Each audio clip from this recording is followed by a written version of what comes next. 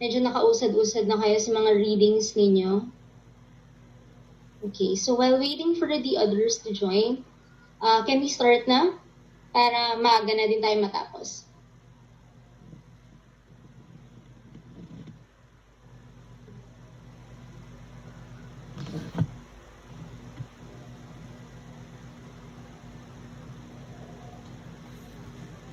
So,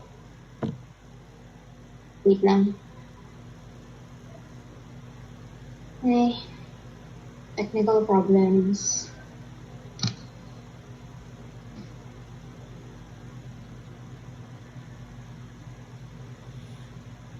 Okay.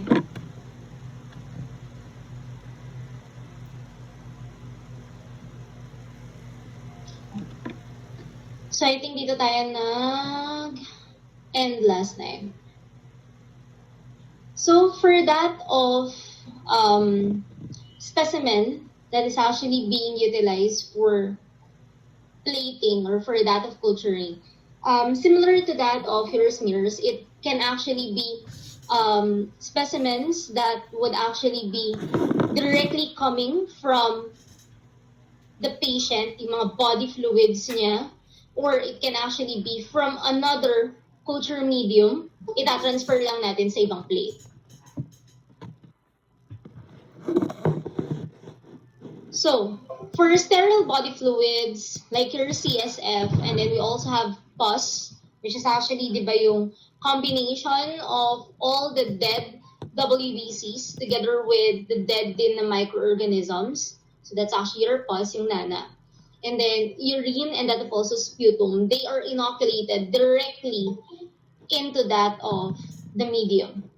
And then for that of specimens received on swabs, yun yung mga galing sa ward, nakuha na, na-collect na yung ating mga specimen through that of a swab, they can also be inoculated directly, transferred na, diretso na dun sa ating culture media. And for specimens that would require direct or bedside inoculations, so ito yung mismo nandoon ka sa ward, kailangan mo na ding i-plate lang din mismo dun sa may tabi ng pasyente. So pagpunta mo na dun sa ward, dapat may dala ka ng culture medium. Ita-transfer mo na lang directly.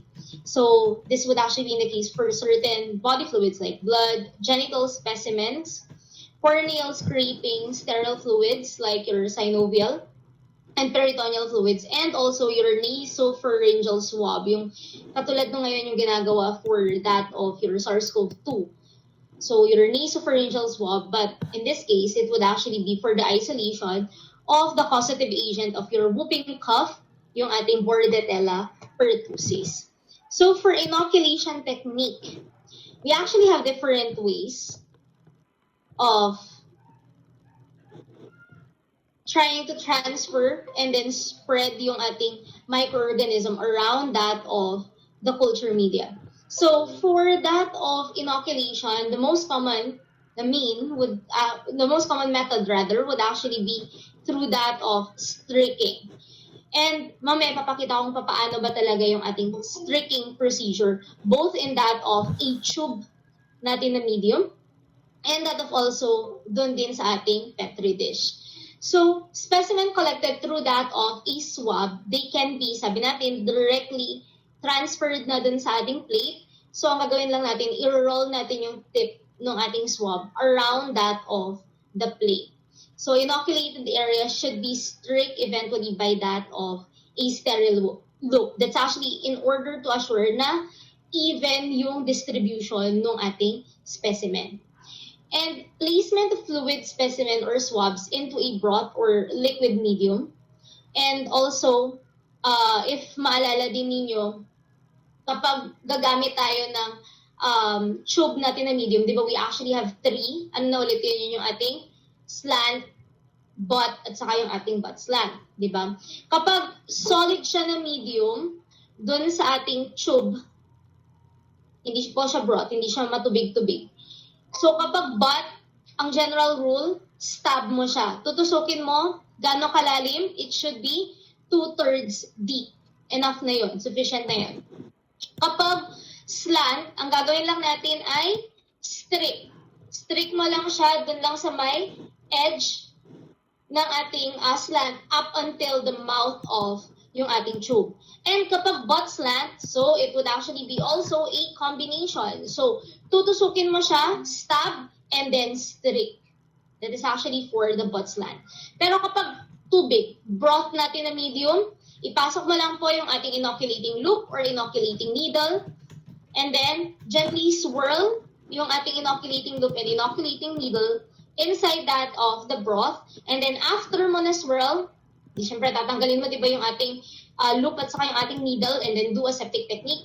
Anong mangyayari dun sa ating broth or liquid natin na medium? You also gently shake yung ating culture medium, yung broth natin na medium. That's actually, again, to facilitate yung distribution ng ating microorganism.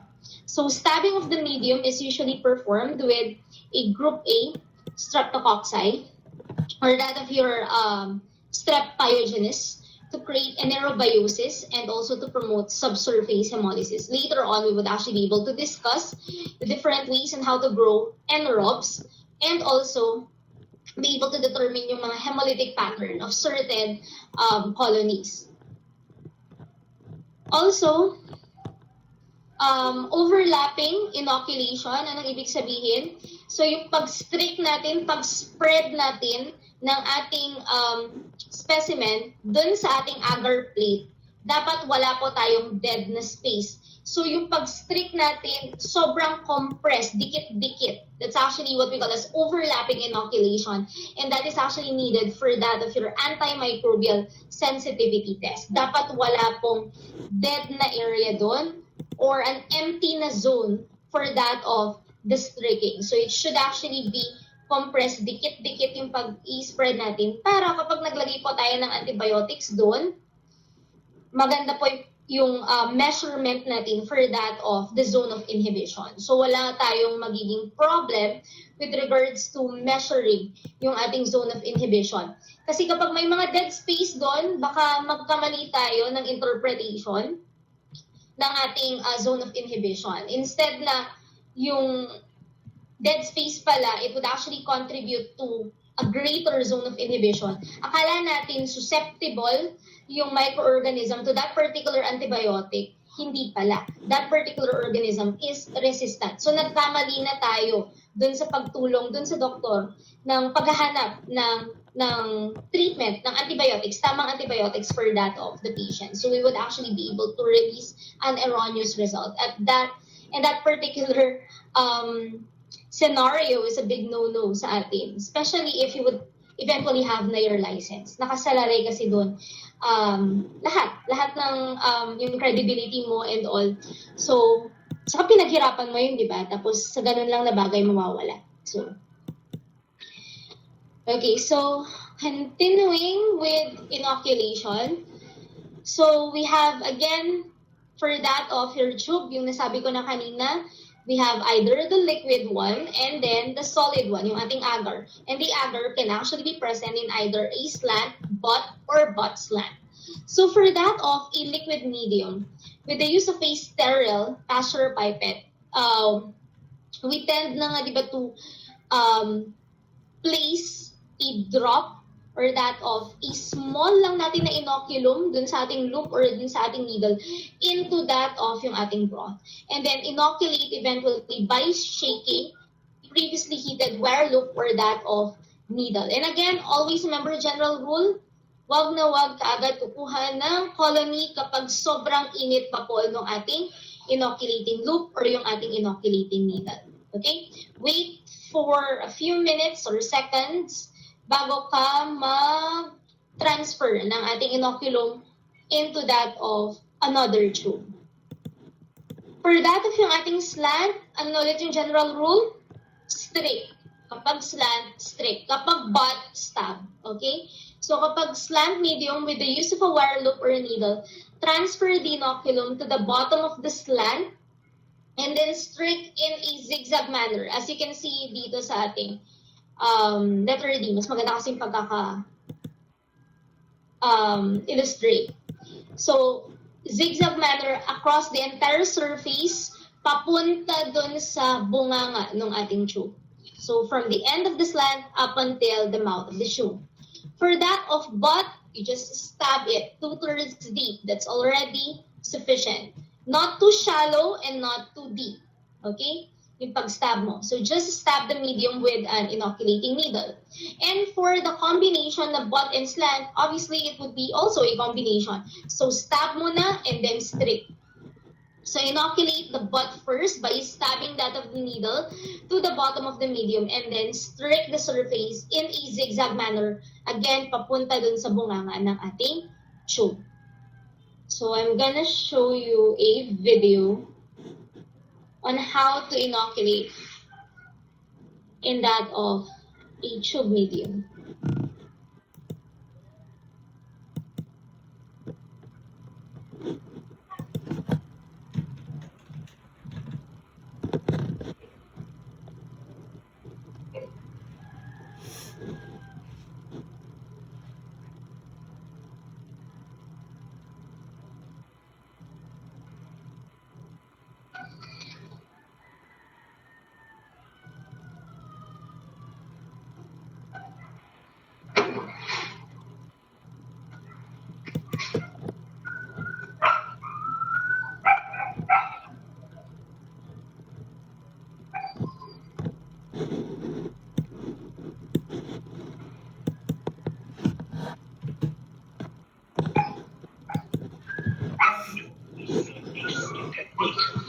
In this lesson, we're going to learn how to grow bacteria in the different forms of culture media that we had in a previous lesson, growing them in a broad tube, on a slant tube, in a stab tube, and on a petri plate.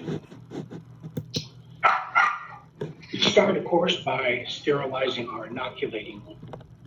So again, we hold the inoculating loop in our hand, kind of like we would a pencil.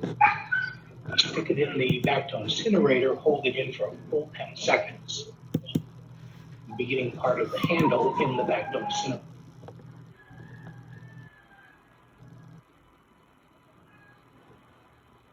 Then we're ready to remove our bacteria. Now this is a tube of E. coli, one of the bacteria you want to grow in today's lab. We stick the tubes up by the glass caps so the tube doesn't fall out. Let's start by removing the cap with a little finger at the loop end. Aim the tube for 3 seconds to prevent unwanted microbes from getting in. Remove the loop full of the bacteria. Flame the tube for 3 seconds. Put the cap back on. And now we have the E. coli on our inoculating loop. Now I'm going to grow it in this tube of trypticase soy broth. So this is our sterile medium that we want to grow our E. coli in. We remove the cap of the sterile medium, flame it for 3 seconds. In the E. coli, flame it for 3 seconds, cap back on, and now the only thing growing in this tube should be the E. coli. No outside contaminants not in our pure culture. Now, of course, remember, there's still tens of thousands of bacteria clinging to the loop, so we end the procedure by re-sterilizing the loop, putting it in the back to incinerator for 10 seconds.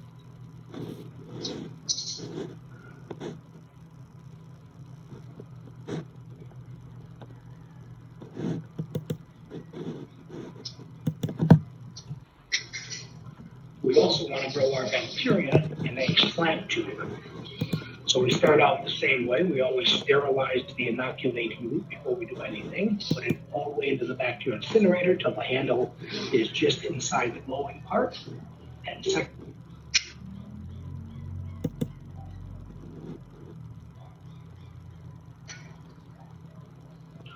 then we take our tube of bacteria. Now, once again, this is the tube of E. coli. We remove the cap with a little finger in the loop hand. Immediately flame the tube for 3 seconds. Flame the tube again, and put the cap back on.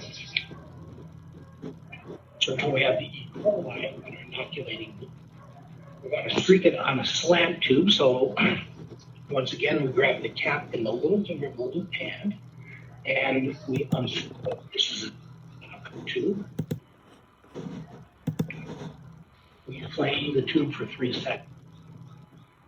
We're going to hold it so the auger is down flat and the loop is flat. We're going to start at the bottom of the streak and just do a little squeak as we pull it out. Aim the lip of the tube for 3 seconds. We screw the cap back on, keeping the cap a little bit loose so that air exchange can occur. And of course, we burn off any remaining bacteria on the back incinerator by putting it in for 10 seconds.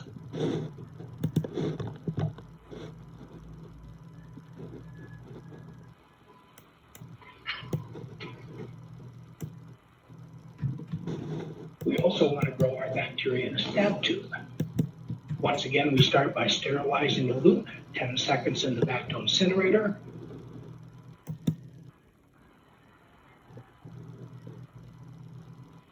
Take the tube of bacteria we want to grow, our pure culture, in this case it's E. coli again. Remove the cap with a little finger, flame the tube for 3 seconds. Flame the tube for 3 seconds, and replace the cap. Then pick up the stab tube. Remember, pick it up by the glass cap. Remove the cap, flame it for 3 seconds. And then we're going to stab the, right down the center of the tube, about 1/2 to 3/4 of an inch like that. Flame for 3 seconds and replace the cap. In this case, we use a loop for the stab tube. Sometimes a straight wire is used instead of a loop. Of course, when we're all done, we need to re-sterilize the loop in 10 seconds.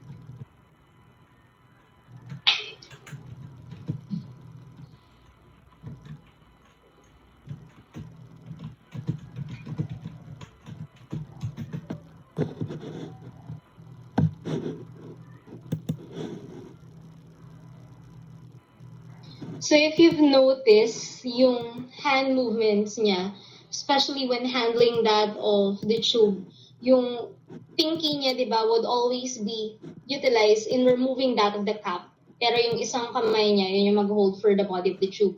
Yun po kasi yung appropriate way of handling that of the tubes.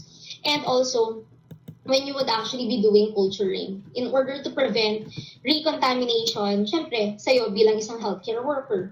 And also, yun nga, yung katulad ng sinasabi niya, for that of the stabbing, you can actually utilize a loop. But personally, mas maganda yung ating inoculating needle. Yun yung sinasabi niyang straight wire.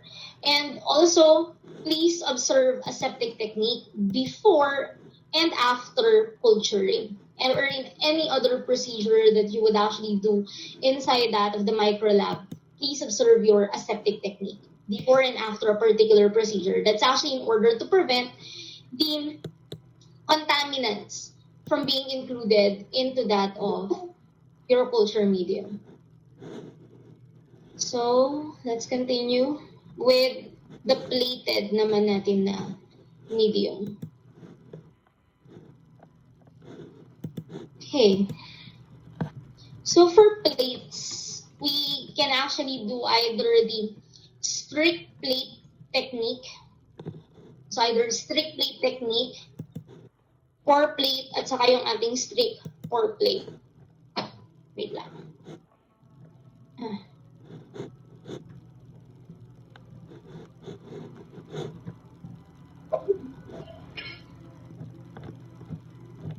Wait lang.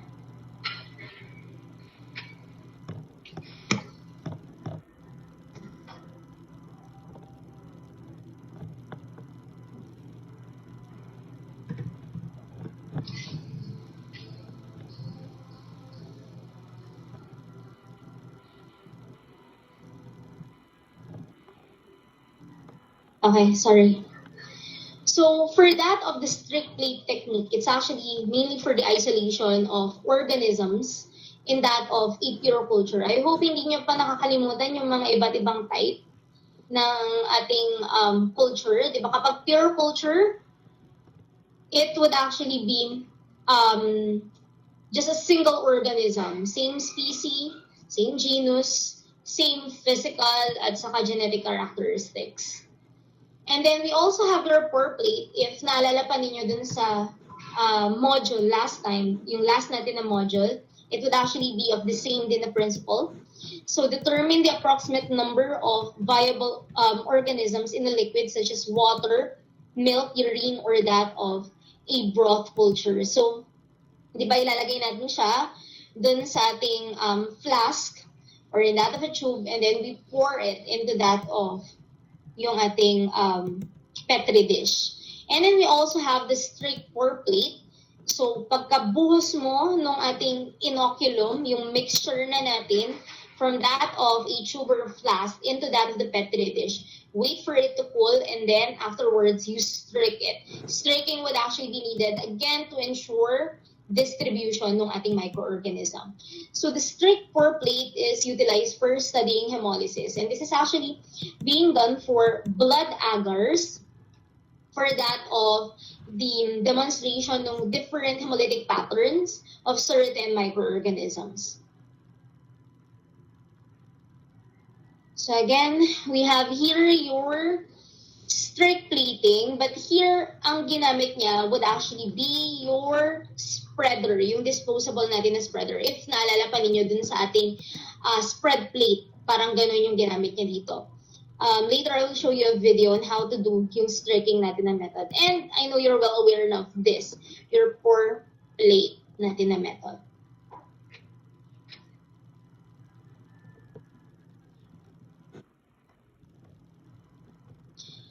So for quantitative isolation of certain microorganisms, an example, if it would actually be utilized yung ating specimen, like for example, yung ating urine specimen, for that of culture, then we need to do quantitative natin na reporting of yung ating mga colonies that are growing dun sa ating culture media.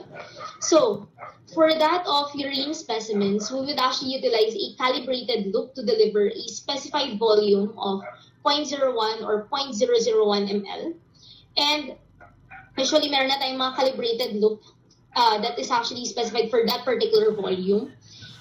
Calibrated loop will then be inserted into that of the urine, and then itatransfer natin siya dun sa ating culture medium by making a single streak down the center of the plate. So yun yung unang gagawin.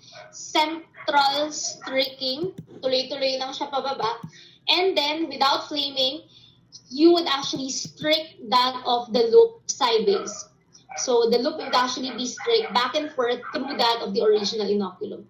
So dun sa gitna, isang central muna na line, and then walang heating, dun sa central natin na line, dun ka kasi kukuha, di ba, ng ating microorganism. But there would also be microorganisms that are still present dun sa iyong inoculating loop kasi hindi mo pa nga naman hinit. So pagka streak mo sa gitna, you would also streak it sideways. Again, streaking would then facilitate distribution of the microorganism. And once you would actually do streaking, especially for urine culture, it's actually best na yung streaking natin, yung zigzag pattern natin would actually be compressed, magkakadikit-dikit.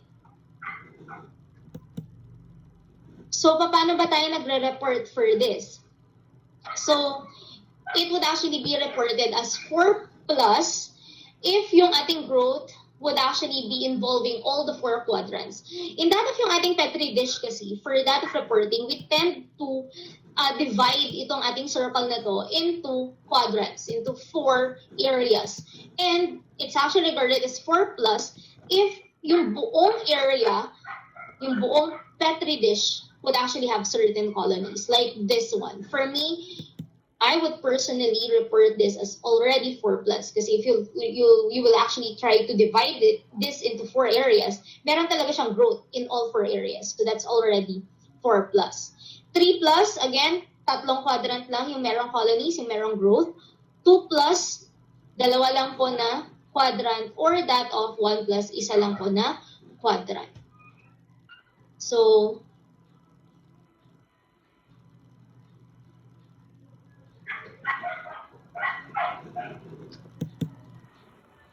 wait lang. Meron tayong video.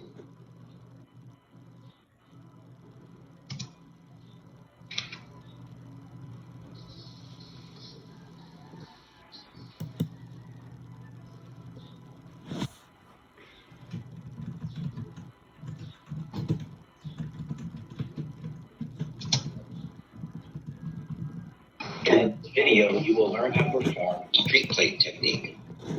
The plate method allows isolation of a single colony from a bacterial culture by splitting the plate into quadrants and diluting the bacteria repeatedly as the loop is streaked through each quadrant. Right a Bunsen burner, start by closing the valve at the base by rotating the colors so that the vents are covered. Then slowly turn on the gas. Once you hear the gas, ignite the burner and look behind the flame by adjusting the amount of gas. The temperature of the flame can be adjusted by rotating the collar to control the flow of oxygen.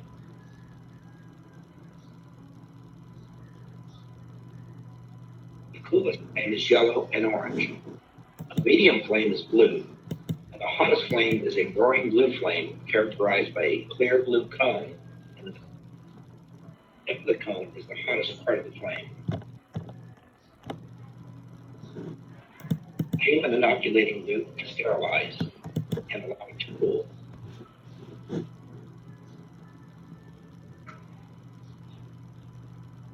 You can lightly touch the loop on an empty spot on the bacterial plate to make certain the loop is cool.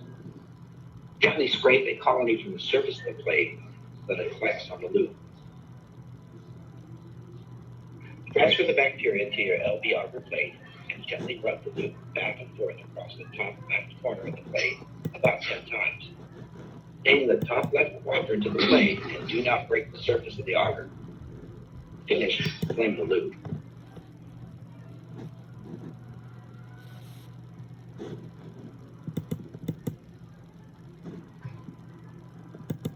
Take the plate 45 degrees or a quarter turn and the loop to one end of the first streak and rub back and forth in the second quadrant about 10 times.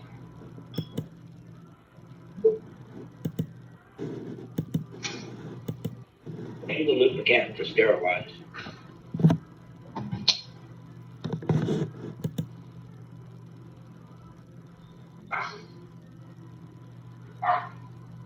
Rotate the plate 45 degrees and draw the loop through one end of the second streak and rub the loop back and forth in the third quadrant about 10 times.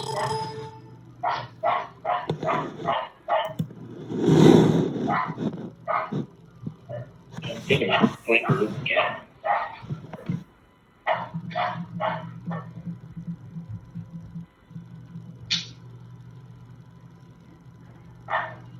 Repeat the process one final time in the fourth quadrant.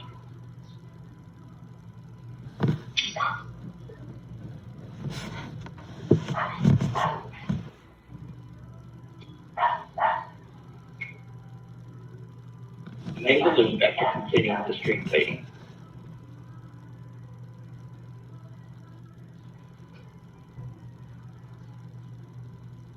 Invert the plate and place it in the incubator at 37 degrees Celsius for 24 to 48 hours. After 20 to 48 hours, the colonies will have grown and can be examined.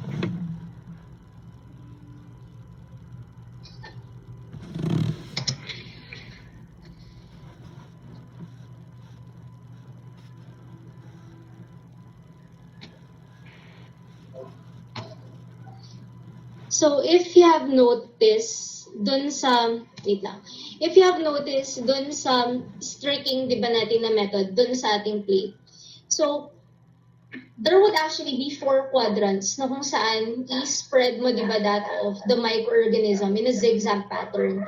So, kahit hindi ka mag-divide dun sa ating plate na into 4 different areas, you just actually like estimate it na 4 yung areas kung saan ka mag-i-streak. And yung end portion ng ating first natin na area, doon ka kukuha, di ba, ng ating microorganism to be spread, to be streaked on that of the second, di ba, natin na area.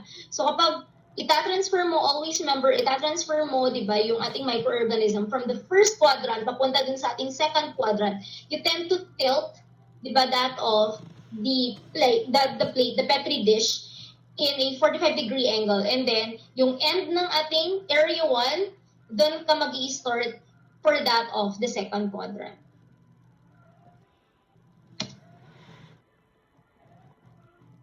So this would actually be for urine culture naman. Quantitative urine culture is an example of a direct or primary culture where you're setting up a specimen on the plate rather than a colony from a plate onto another plate.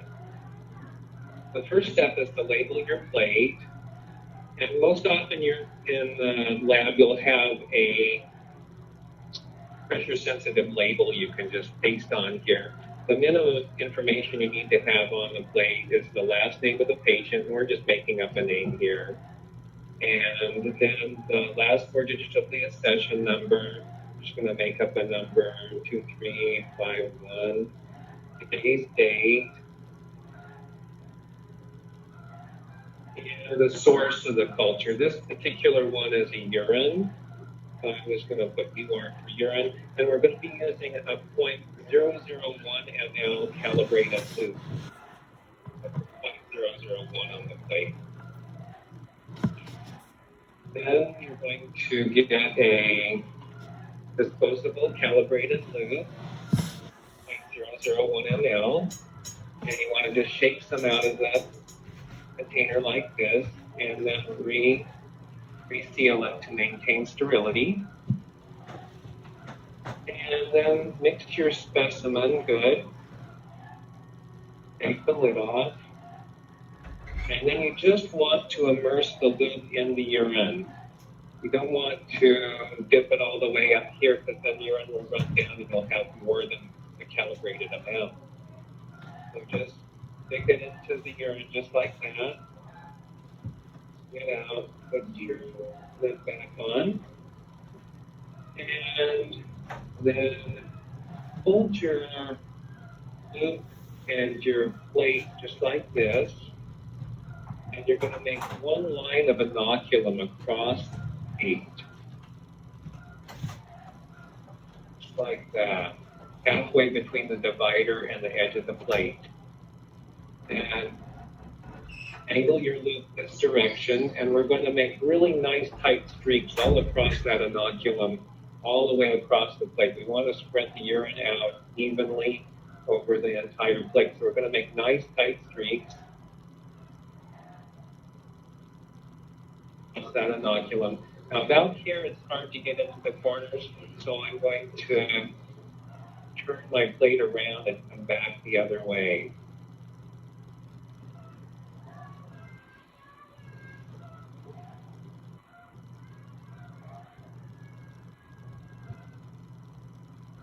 And then repeat that process for the other side.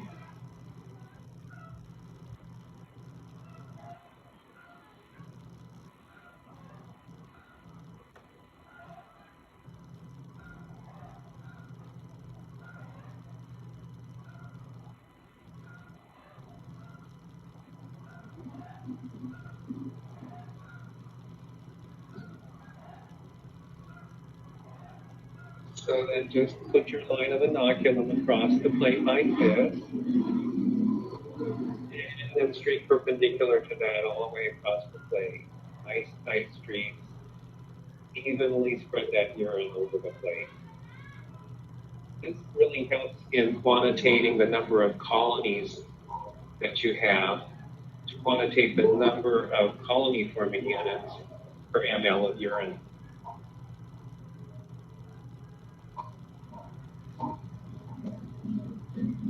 And so now we're finished with streaking for quantitative urine culture.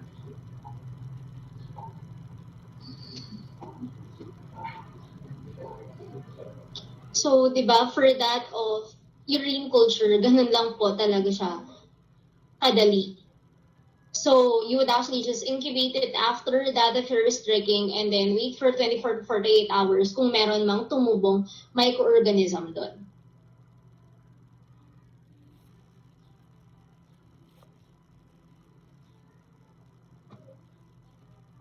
Okay.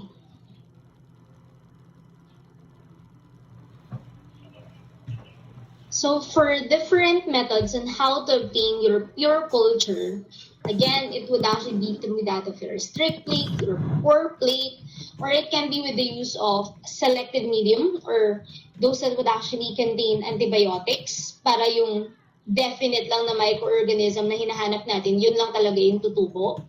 Or it can actually be through animal inoculation tests. Because there are certain microorganisms that would actually, again, require living tissues. For example, yung ating, for example, diba, that of your Francisella tularensis, it would actually require rabbits, for example. So, i-inoculate natin dun sa rabbit para tumubo siya. So, for colony morphology, any questions dun sa nauna nating topic? Wala? Are we clear dun sa first topic natin? Okay. Yes, ma'am. So, for that of a particular growth of a microorganism that would then be observed 24 to 48 hours after inoculation, we tend to determine yung mga colonies with regards to their size, their shape, their pigmentation, because those particular aspects would actually help us in identifying ultimately yung ating microorganism, yung ating pathogenic agent. So for that of colony size, it would actually be either described lang as pinpoint, small, medium, or that of large. We also have pigmentation. Some microorganisms can be easily identified based on their color. Like for example, Serratia marcescens with that of a reddish discoloration. It can also be with the shape of yung ating colony. So yung mga parameters involving shape, we have, di ba, yung form niya, yung elevation niya, kung may central elevation ba siya, or may central depression, di ba? So yung mga yon. Yung margin din ng ating colony, kung smooth ba siya, kung rough ba siya, kung irregular, so yung mga yon. And then for colony surface appearance, it can actually be glistening, highly refractile, yung mga medyo parang nag-glitter pa siya. Or it can actually be opaque, dull, or dry, or transparent.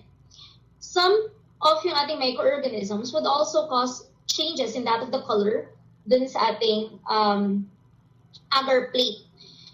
This can actually be observed not only in that of your culture media, but also dun sa mga biochemical tests natin. The next lesson kasi, the next module would actually be talking about the different biochemical tests. So for changes in the agar medium, it would actually indicate bacterial growth. So there would certainly be hemolytic patterns na nandoon, changes in the color of the pH indicator. Some would actually change into yellow kapag may acid na formation.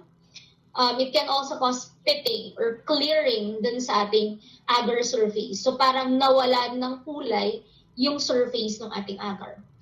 Some organisms would also then create very significant na odors.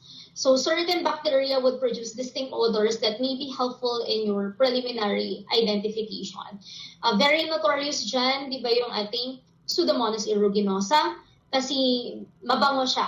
It would have either that fruity odor or yung parang, ang tawag dito, corn chips, corn tortilla odor. So for that of the different types of yung ating colony, first we have your mucoid colony. So it will then exhibit a water-like glistening confluent appearance. Parang mucus. Parang sipon. So parang ganun yung ating mucoid colony.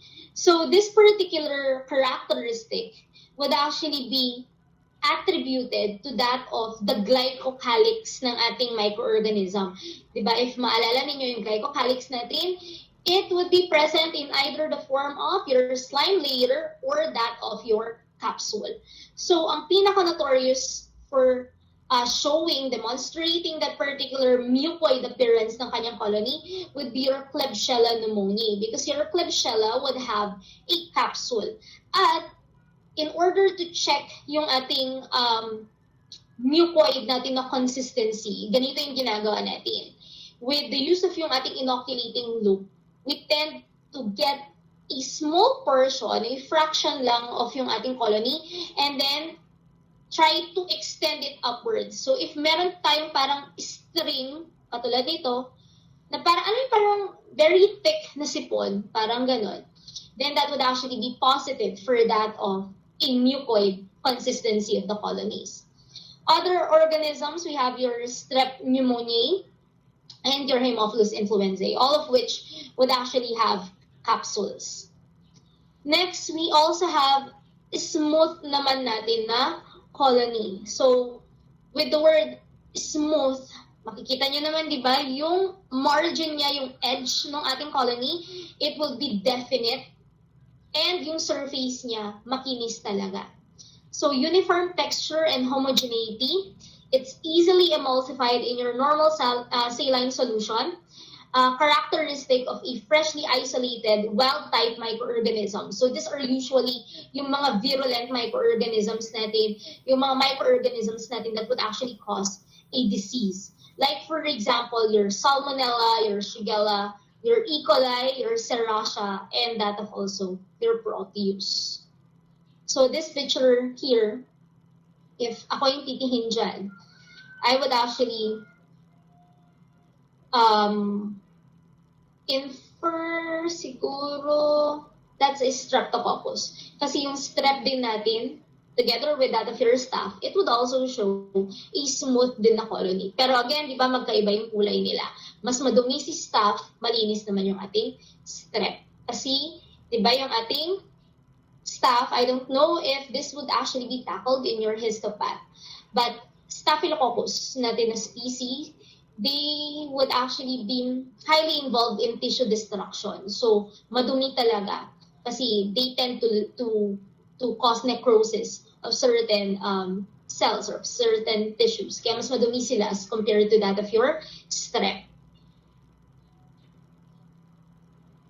And then we also have your rough colonies, granulated and rough in appearance. So, gritty, napaka-irregular ng kanyang edge, hindi katulad nitong ating smooth na, di ba, definite na bilog.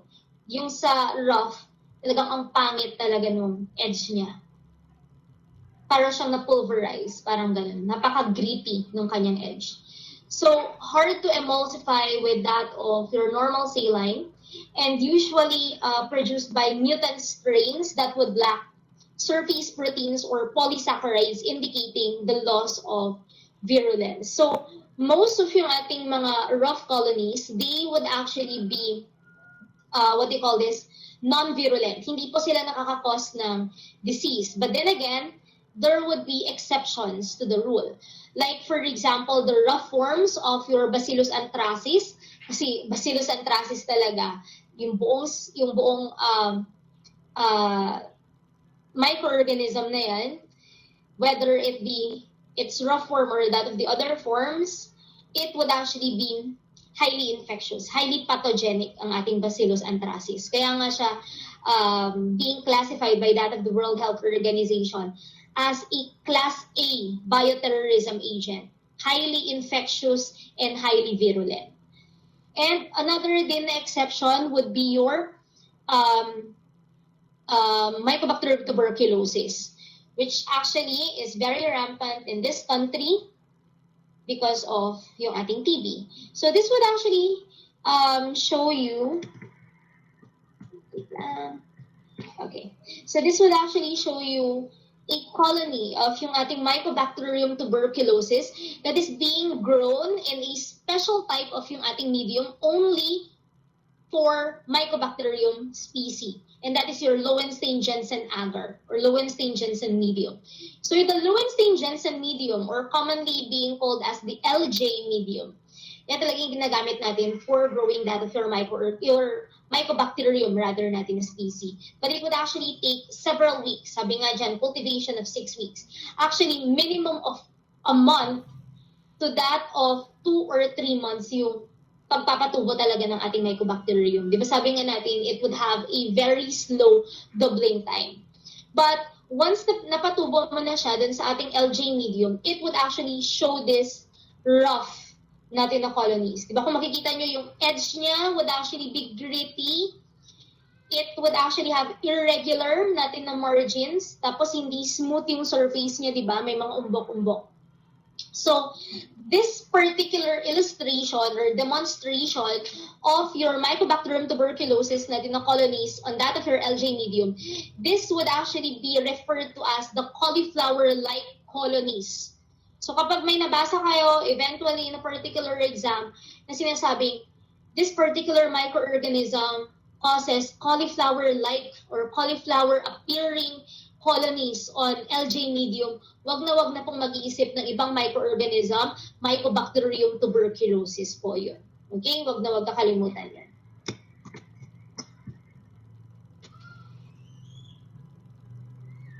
So next, certain microorganisms would be very unique kasi they would actually show hemolytic patterns.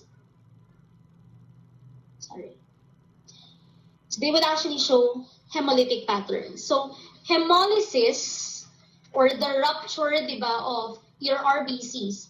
Have you already tackled na some, I think that would be hematology, yung buong process ng hemolysis, or in that of AUBF, kasi with the blood parameters sa ating reagent strip. Tapos na ba kayo doon?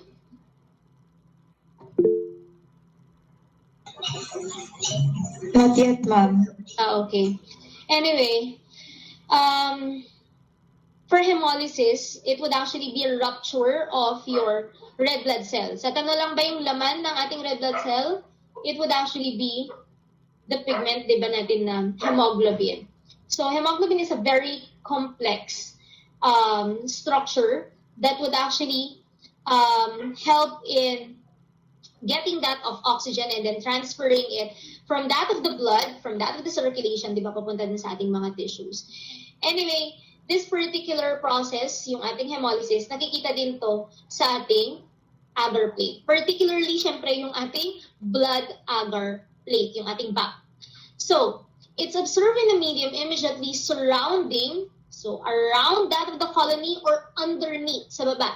It is a reaction caused by enzymatic or toxin activity that is being released by certain microorganisms. And yung mga hemolytic patterns na yan, they are utilized for the identification of your streptococci and your enterococci.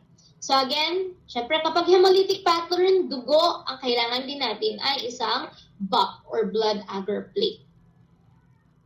So we actually have different types of hemolytic patterns. It can be alpha, beta, or that of gamma. So yung alpha hemolysis, there would be partial lysing of your erythrocytes in the BAP. So partial hemolysis lang po. So it would actually be observed around or under that of the colony, and it is being identified with a greenish discoloration ng ating medium, as in this case. So di ba green yung color ng ating colonies. So an example would be your Streptococcus pneumoniae and certain Strep viridans. So for that of your beta naman natin na hemolysis, ito yung complete hemolysis, complete lysis of the red blood cells. So complete clearing of your erythrocytes in the back, around or under that of the colonies. So yung itong nasa ating letter A, that would actually be your beta hemolysis. Kasi aside from the bacterial growth, may colony ka, yung area around that of the colony, para siyang naararo, nawala yung red na color niya, di ba? Because of, again, complete lysis of your red blood cells. So an example would be your Streptococcus pyogenes. So for strep pyo, or your group A strep, it would actually show a wide, deep, clear zone of your beta hemolysis. Very different from your group B natin na strep, or your strep agalactiae, together with your Listeria monocytogenes. It would actually show naman very narrow, diffuse zone of beta hemolysis close to that of the colony. So kung ako yung titingin dito sa plate na to, I can actually infer lang naman na this would actually be your strep pyo kasi it has a wide, natin na clear zone around that of the colony. And we also have your gamma hemolysis, or yung tinatawag natin na non-hemolytic pattern. Wala talagang hemolysis at all. Pero merong tumubo na microorganism. So other bacteria, they would actually have no effect on the RBCs. Kaya wala tayong halo, walang clearing that would actually be produced around that of the colony. Kaya nga siya non-hemolytic. Wala po siyang gagawin dun sa ating red blood cells. So this would actually just show you the difference between the different hemolytic patterns. So kapag greenish discoloration, that is your alpha because of partial lysis ng ating red blood cells. And then for the beta, complete lysis. So meron tayong halo, meron tayong clear zone around the colonies. And then for gamma, ikita nyo naman, di ba? Wala pong effect dun sa ating red blood cell. Pero may tumubo namang microorganism. So it's non-hemolytic, and that is your gamma hemolysis. So next we have size. So some microorganisms are being described based on that of their size. Either large, medium, small, or pinpoint natin ng mga microorganisms. And gram-positive bacteria like your staph at saka your strep, they would actually produce smaller colonies as compared to your gram-negative bacteria. Like for example, your Enterobacteriaceae, like your Escherichia coli, your Salmonella, your Shigella. So mas malalaki sila. But in trying to differentiate between your staph and that of your strep, the Staphylococcus, they are usually larger than that of your Streptococcus. At si Streptococcus again, yung kulay niya actually, yung colonies niya, talagang puting-puti. Or maputi siya as compared to that of your Staphylococcus. Medyo madumi yung sa ating Staphylococcus. Medyo yellowish siya. So for that of the form or the margin, yung edge ng ating colonies, it would also be one way of identifying that of the microorganism. So for that of the margins, it would actually be described as it can be smooth. Diba? Like yung nakita nyo kanina with the smooth colony, diba? Define na bilog talaga. It can be also filamentous. So madami tayong branches around it. It can be rough, gritty, like your Mycobacterium, or it can be irregular. So an example would actually be your Bacillus anthracis. So Bacillus anthracis, kung makikita nyo, dito sa picture na to.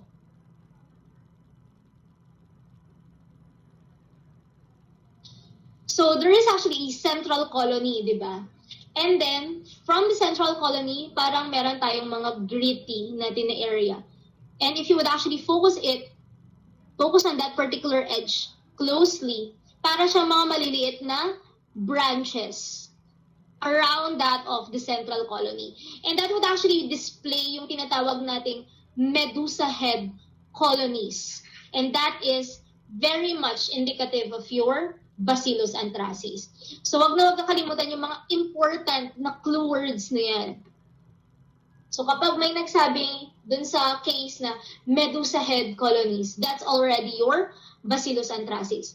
Ano na ulit yung type ng spore, yung spore pattern ng ating Bacillus anthracis?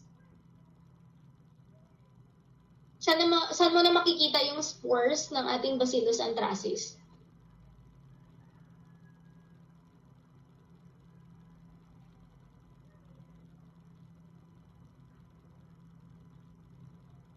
Guys, asan na yung spore ni Bacillus anthracis?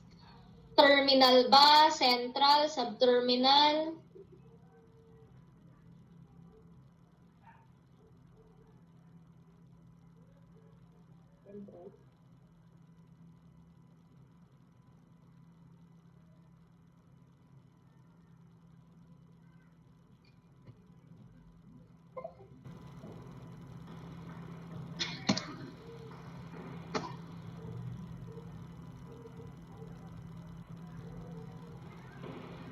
Hello? Nandiyan pa ba kayo?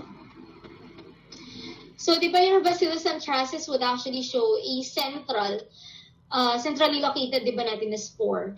And that particular pattern, once it would be present in a chain-like natin na arrangement, it would present yung tinatawag din natin na bamboo appearance. So, kapag may medusa head na nakalagay, on culture media. And then meron nagkalagay din na bamboo appearing spores on gram stain. Wag na mag-isip ng iba, that's just your Bacillus anthracis.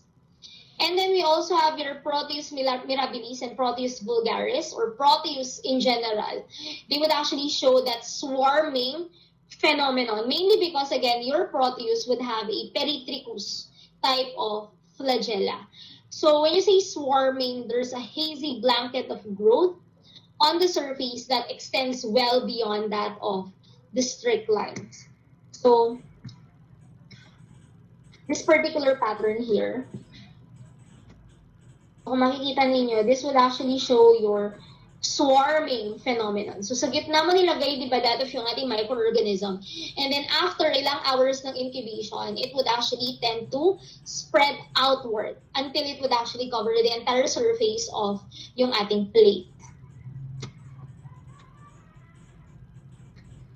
And then we also have your diphtheroids that would have also rough edges. So if you would actually focus on this picture closely,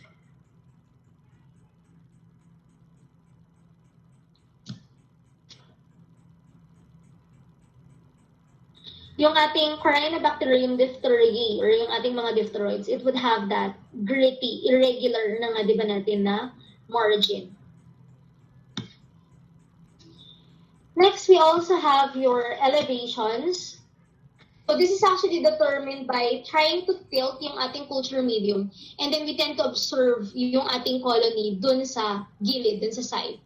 So it can actually be raised, convex, flat, or umbilicated.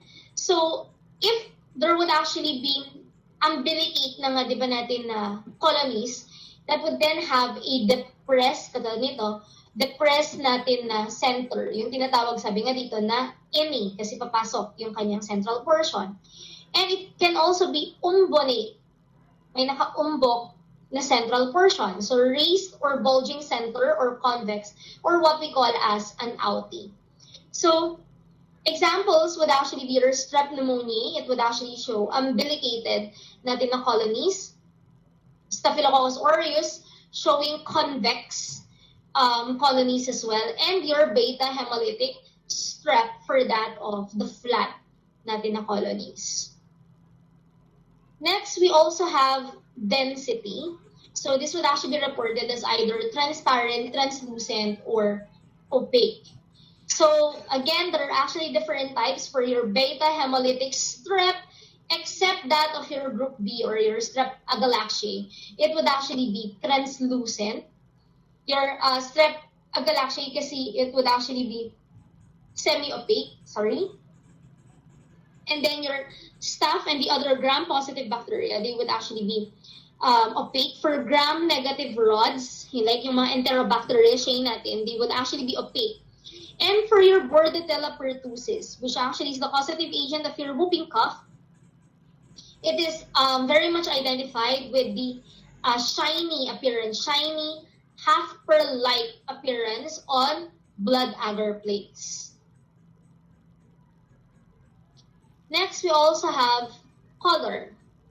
So some of yung ating microorganisms, they would actually exhibit white or gray-colored colonies. Some would actually be yellow or buff. So for coagulase negative staph natin, they can actually appear white. But for Staph aureus, it's actually more yellowish. Yung parang color ng filling ng classic Bavarian. So usually ganun yung itsura niya. And then we also have your Enterococcus species. It would actually be gray in color. For your Micrococcus urnacearia, they are yellow or off-white. And for your Corynebacterium diphtheriae, they are buff-colored. So medyo parang tan-like in color. And then most gram-negative rods, they would actually grow as gray colonies on that of yung ating blood agar plate. Next, we also have consistency. It would actually be just similar to that of the mucoid type na na-discuss natin before. So it's actually determined again by touching the colony with a sterile loop and then trying to determine yung consistency ng ating colonies. Kung brittle ba siya, kung creamy, dry, or waxy. So kapag Staph aureus, like this one, yung picture on that of the left, it would actually be creamy, di ba, in appearance. Again, inuulit ko, para siyang filling ng classic Bavarian, yung ating Staph aureus. It can also be brittle, like your nocardia, parang breadcrumbs, di ba, on that of the plate. Or diphtheroids, dry and waxy. So parang yung floor wax. Ganun yung itsura niya, like the melted floor wax. Some microorganisms would also be identified based on their color, based on their pigment. Like your Pseudomonas aeruginosa, it would actually appear green on that of yung ating culture medium. Ganun din, di ba, kapag dun sa ating ihi, I think na-discuss na ninyo yan with your AUBF, di ba, with the blue or green discoloration, one particular pathologic agent that can actually cause that discoloration of yung ating urine, yung greenish or bluish discoloration, would be your Pseudomonas aeruginosa. And then we also have your Serratia marcescens. Again, it would have that brick red color, especially if it's actually grown at room temperature. And then we also have your Chromobacterium violacum. It would have that purple color. Kaya nga siya violacum. It would have purple or violet-like in color. And then we have Prevotella Melaninogenica. So melanino, may melanin natin na pigment. So it would actually show a brown to black color. And we also have your Cloivera species that would actually appear blue. Some microorganisms as well would actually show or would actually have very distinct natin na odor. So like for example, your Staph aureus, it would actually have that old sock natin na odor if you're actually plating it dun sa ating mantle salt agar. We have also your Pseudomonas aeruginosa, it would have that fruity or grape-like na nga, di ba, in odor. Or yun nga, yung ating corn chips, corn tortilla odor, sabi nga ng mga ibang books. Your Proteus mirabilis, it would have that putrid odor. Mabaho talaga siya, yung ating Proteus mirabilis. Haemophilus species, it would have that mousy or mouse nest smell. And your Nocardia, it would have that freshly plowed fields. So any questions with that of colonies before we go any further to that of anaerobes? May katanungan pa ba?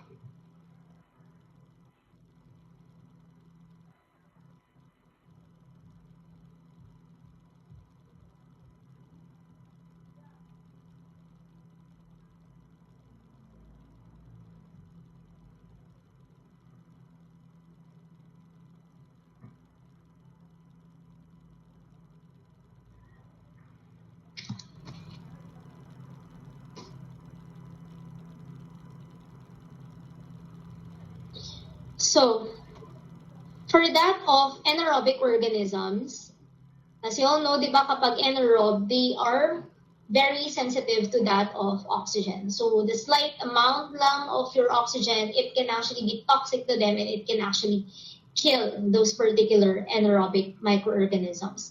So, there are actually special means in order to grow itong mga anaerobes natin na to. So, we have special culture medium incorporated with thioglycolate and cysteine. So these particular agents, they tend to reduce oxygen dun sa ating culture medium. It can also be boiling of your culture medium or placing them into anaerobic chamber system with a vacuum pump and nitrogen gas to remove yung ating oxygen. It can also be placing them dito sa ating gas pack jar containing your palladium catalyst. So yung palladium catalyst kasi natin, they would actually tend to utilize that of yung ating oxygen. So, nare-remove siya dun sa ating gas pack jar. So, it would actually then help or enable that of the anaerobes to grow. But, if gagamit lang naman tayo ng kunyari 1 or 2 plates to grow that of your anaerobic microorganisms, we can actually place them into plastic bags or pouches that would contain calcium carbonate and also a catalyst, again, to remove that of any residual oxygen. So for specimen collection, So, trying to get that of anaerobic microorganisms natin, it can actually be through with your syringe, aspiration lang ng ating mga pus or yung may mga lumps in that of certain areas in that of the body that can actually be aspirated with the sterile needle and that of also syringe, or the specimens can actually be swabbed and immediately put into an evacuated tube filled with an oxygen-free carbon dioxide or nitrogen. So that is what we call as a gas-out tube. Wala po siyang oxygen, but it would actually have the necessary carbon dioxide or carbon source of yung ating mga anaerobes. So containing an agar, or it can be also a broth indicator system, or being incorporated into anaerobic transport devices. Like for example, this one, your anaerobic culturette. So this is actually an example of your anaerobic culturette. So di ba, meron na tayong swab for that of collection. And then once nakakuha ka na dito sa swab, ilalagay mo na lang siya mismo sa container na to, which already has been incorporated with that of an agar natin na medium. So, pagkatapos may collect, pwede mo na din siyang i-plate, i-culture dito sa ating container.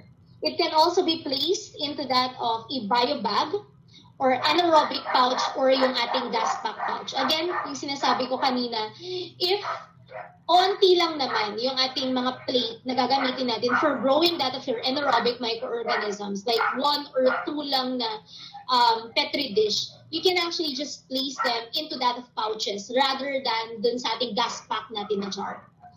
And always remember, never use a dry swab or a regular aerobic transport medium. Kasi again, any amount of your oxygen tends to be toxic to that of your anaerobic microorganisms.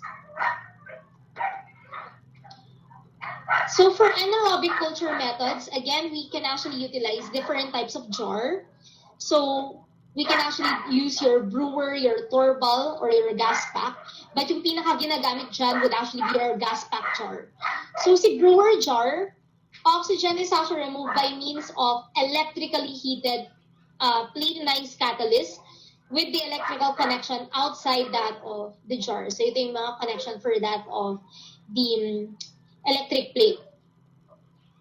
Pero usually hindi na yan ginagamit yung brewer jar. Kasi meron na tayong mas, alam mo yun, mas convenient na method or means for transporting and for growing that of your anaerobes, which is that of your gas pack.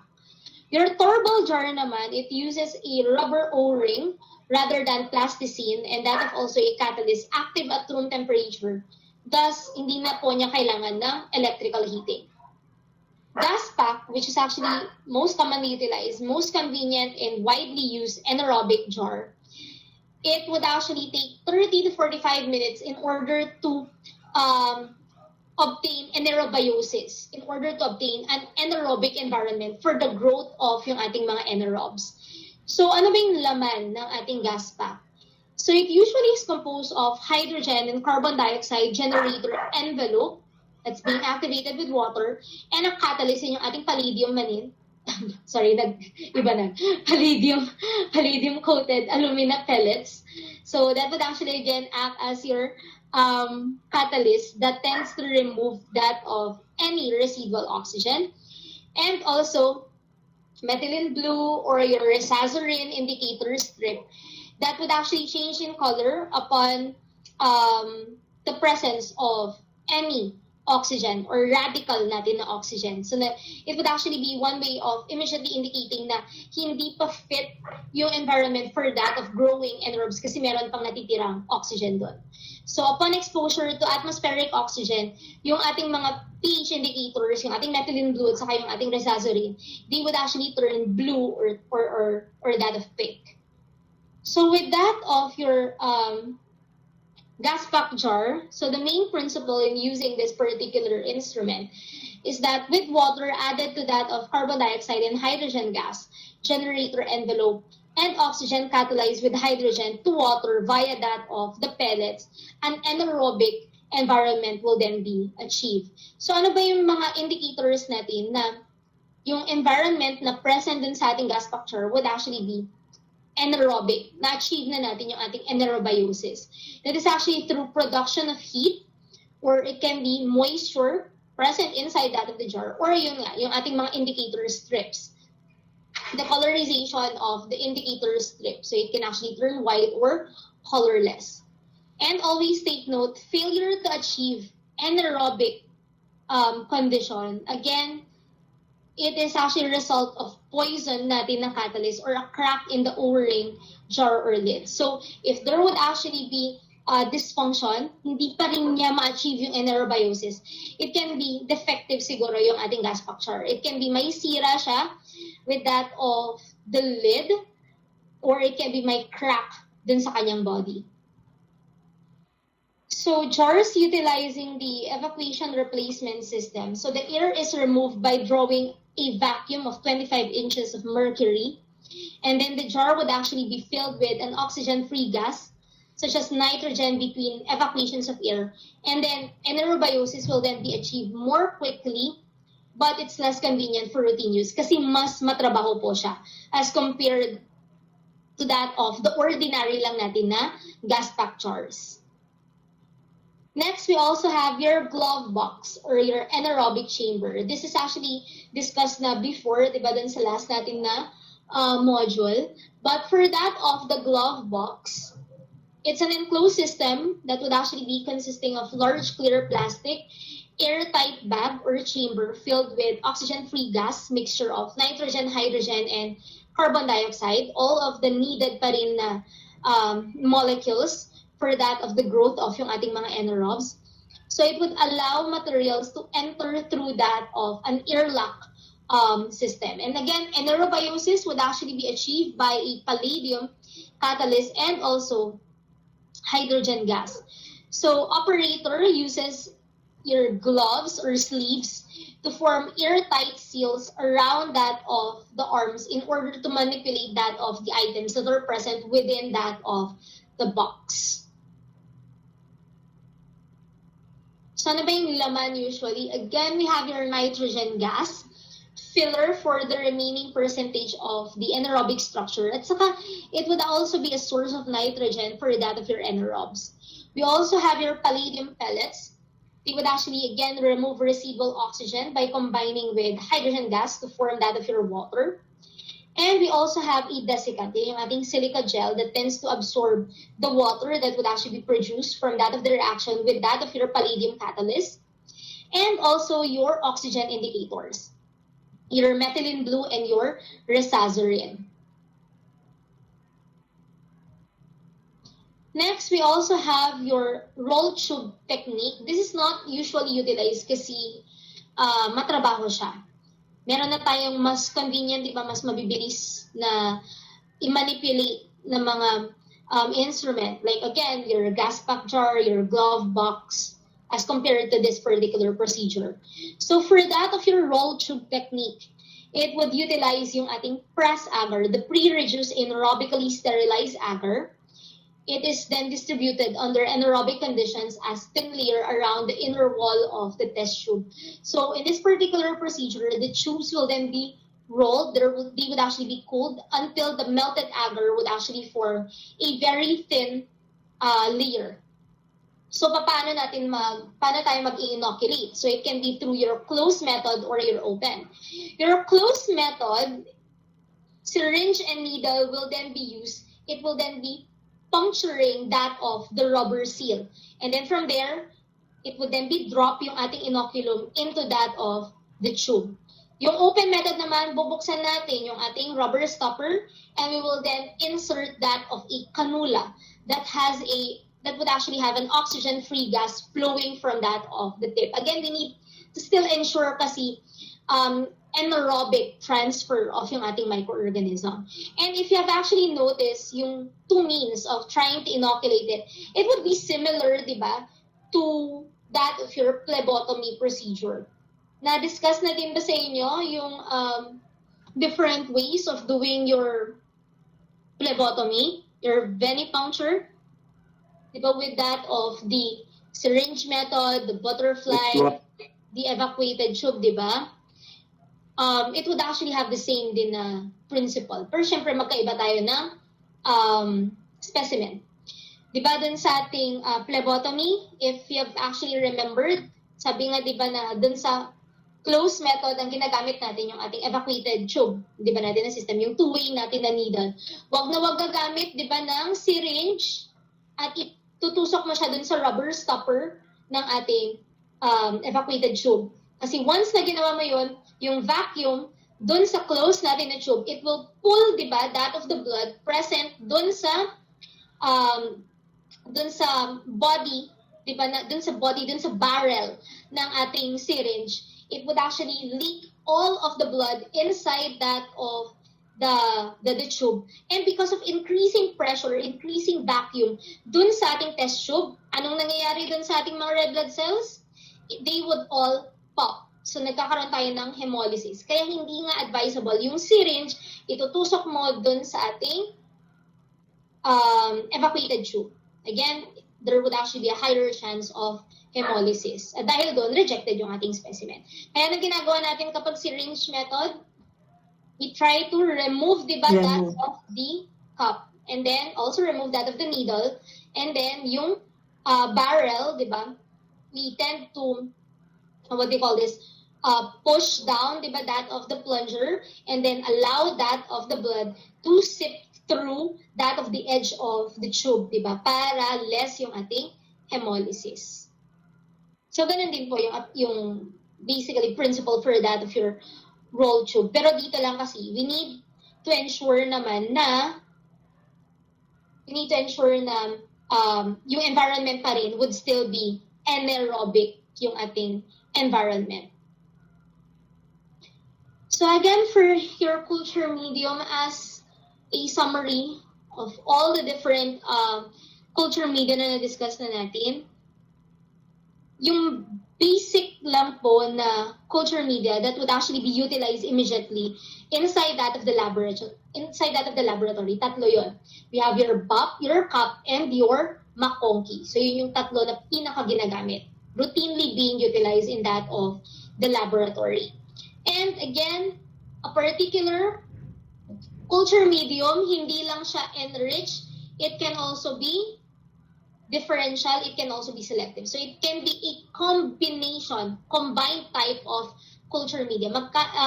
One particular culture medium, pero marami siyang function. So for culture media, we have a freshly made BOP. Usually ginagamit natin yan. Again, the routine plates yan for that of culturing. We also tend to use your enrichment natin na medium. And then we also have selective natin na medium. That will only promote the growth of one particular microorganism. Magsaselect lang siya ng isang microorganism and it will inhibit the growth of the other organisms and that of also the contaminants. And then we also have your PRAS medium that's actually being utilized for your anaerobic microorganisms. And then we also have, again, your liquid natin na medium. They're usually ginagamit for your liquid medium or yung common na name ng ating liquid medium, di ba, yung ating broth. Yung pinaka ginagamit would actually be your thioglycolate. So for that of your thioglycolate natin na medium, only medium capable of supporting the growth of 3 groups of microorganisms, your aerobes, your anaerobes, and your microaerophilic microorganisms. And your sodium thioglycolate, it actually also acts as a reducing substance. So it lowers that of the oxygen present dun sa ating tube. And again, don't forget yung ating mga oxygen indicators, your methylene blue, your risazurin. So for thioglycolate medium, it's actually stored at room temp in the dark because at refrigerator temperature, it tends to absorb more oxygen and it would actually be toxic to that of your anaerobes. So take note of yung ability, yung characteristic na yan ng ating thioglycolate. So that's it for cultivation. Any questions so far? Wala po. Okay.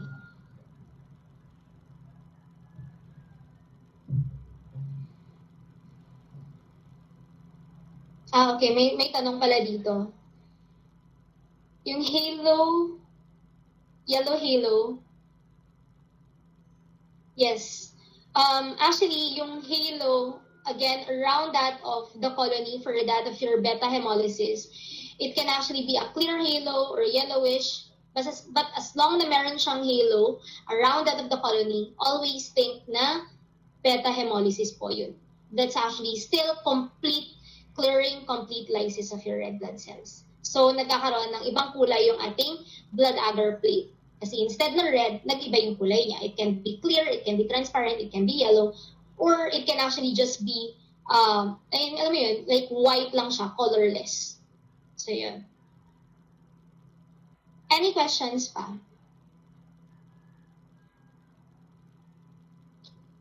Ready na ba yung group for the ICS?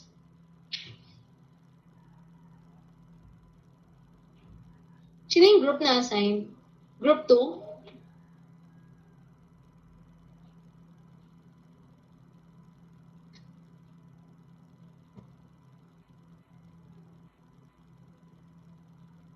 Group 2 nandiyan pa ba kayo?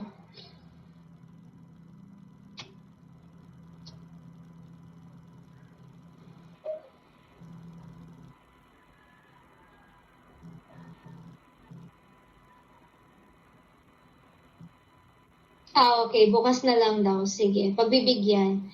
So, if wala nang tanong, please do prepare na lang for your quiz today, or gusto niyo tomorrow na lang lahat? Lahat nung dalawang quiz. Ma'am, tomorrow po pero separate quiz pa rin po ba? Parang separate set of questions po. Yeah. Magkaiba pa rin siya. Ria, ano?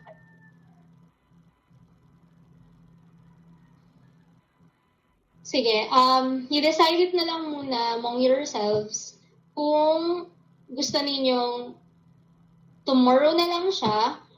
Separate lang din naman yun na quiz. So, post-test 3 and post-test 4. But it would actually be given one day lang. It would actually be from, extend ko na lang, 7 to 9. Para at least lahat maka-access nung exam. Kasi dalawa yun. And also, bubuksan ko na lang din pati yung biochemical test. Also pala, sige, ganito na lang, para i-lessen yung quizzes for tomorrow. Do you want na lang na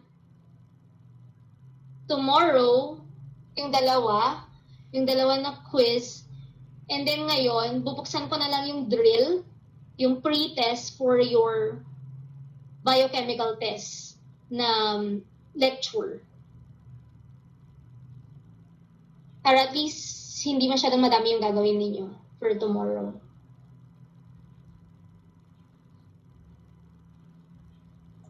Ma'am, may deadline din po ba yung sa pre-test sa biochemical test?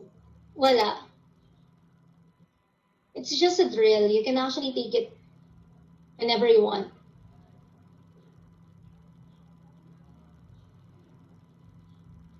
Also, guys, for the next module,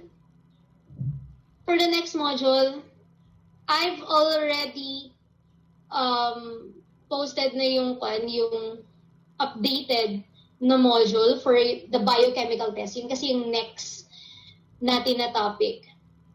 But please, I'm not gonna lecture it. I'm not gonna lecture on it anymore. Kasi na-compile na dun yung mismong test, yung principle niya, yung result, the different microorganisms that are being utilized for that of the quality control, and nag-attach na din po ako dun ng mga link for the different procedures. You can actually watch it whenever you would actually have the time. Kasi it's a very lengthy topic. And if i-discuss natin yun, well, I would just be reading that of the module. Kasi yun na yun as it is, yun na yun. So, I'm giving it as a compiled na form. Nandoon na din pati yung link. You can actually just watch it anytime that you want to. And for next week rather, please do prepare for that of a quiz about it, and prepare for the lectures on sterilization and disinfection, and that of also antimicrobial susceptibility. We only have 3 weeks left. Actually, less than 3 weeks na nga lang eh. 3 weeks left before your midterms. So we need to finish all of those particular topics before the midterms. Kasi after midterms, mag-i-start na tayo ng mga microorganisms, of which yung mga topics na yun, they are very much important kasi sila talaga yung gist, yung main content ng any examination, yung different microorganisms na yun. So, mas magandang doon talaga tayo mag-focus.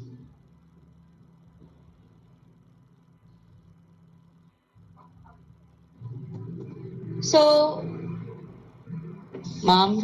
yes. Ma'am, wala ka po bang pre-recorded na video nung susunod na unit? Yun na din yun actually, yung sa may module na yun. Kasi, I'm thinking if doing a lecture on it, pero parang, you're just gonna be listening to me reading it. So parang, alam mo yun, yung parang, kailangan, parang, ang tawag dito, parang may Adobe Reader ka na lang, na someone would actually just, Audiobook. what? Audio, ma'am. Audio po. Kasi ma'am, parang mas maganda po kasi for me po kasi ma'am, kapag may naririnig po ako tapos habang binabasa ko po, mas lalo ko pong naiintindihan yung isang topic po, ganun po. Parang yun nga po. Okay. Sige. Sige, I'll try to make a pre-recorded slideshow presentation na lang for it. And then send ko na lang kay Ria later. Ria, nandiyan ka pa ba?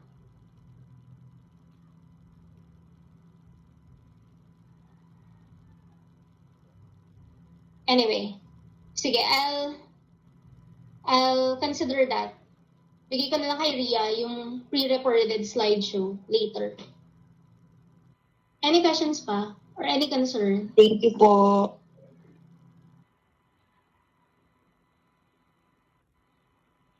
Any concern? Thank you, ma'am.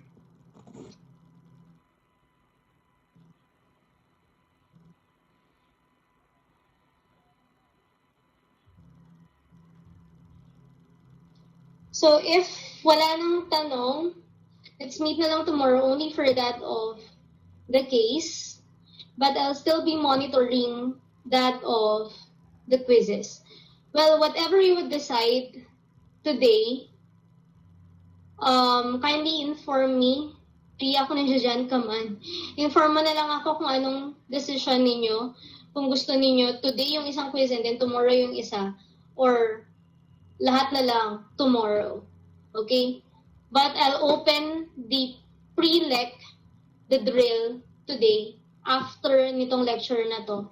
But it would actually just be like a drill, an exercise lang for that of the next module, which we should be discussing tomorrow. But yun nga, if matapos ko lang din yung PowerPoint by today, ibibigay ko yun sa inyo tomorrow. Bigay ko na lang kay Ria.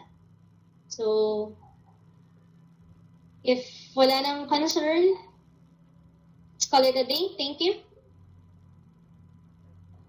Thank you, ma'am. Thank you, ma'am.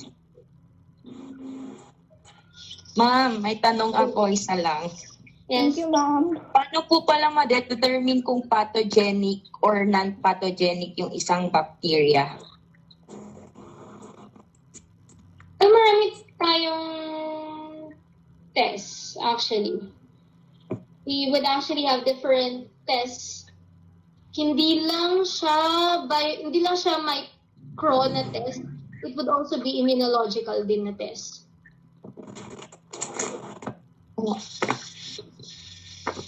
Okay, ma'am. In order to determine yun. Immunological din po. Oo. I don't want naman to, alam mo yun, cross borders. Kasi syempre, i-discuss yun later ng cumulative learning. Ayaw ko naman manghimasok. Bale, hindi mo po siya madedetermine kung ano to, yung nasa kal lang po, culture media lang po siya, ganun. Yes, if it's only concerning micro, then that's the only thing that we can do. The staining, the culturing, biochemical tests, yun lang naman talaga yung magagawa lang din natin. Thank you, ma'am. At saka antimicrobial susceptibility pala. Kasi tutulungan din natin yung doktor na maghanap ng gamot para dun sa patient. Okay. Any questions pa?